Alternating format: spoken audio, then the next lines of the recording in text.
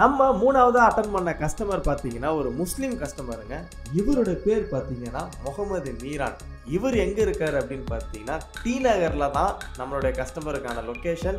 நான் கஸ்டமரை பார்த்துட்டேன், இவர் தான் நம்ம கஸ்டமர்.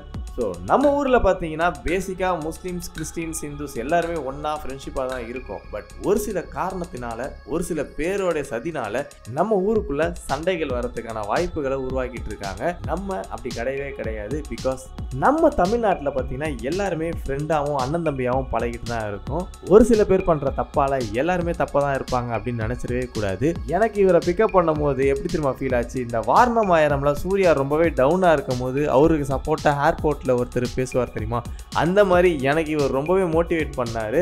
இந்த ஒரு ரைடுக்கு ஓலா எனக்கு எவ்வளோ கொடுத்தது அப்படின்னு பார்த்தீங்கன்னா 39 rupees. ஆனால் நம்ம கஸ்டமர் எவ்வளோ தெரியுமா கொடுத்தாரு, 50 rupees கொடுத்தாருங்க. இந்த ரைடில் எனக்கு பார்த்தீங்கன்னா ஒரு 11 rupees எனக்கு ப்ராஃபிட் தான்.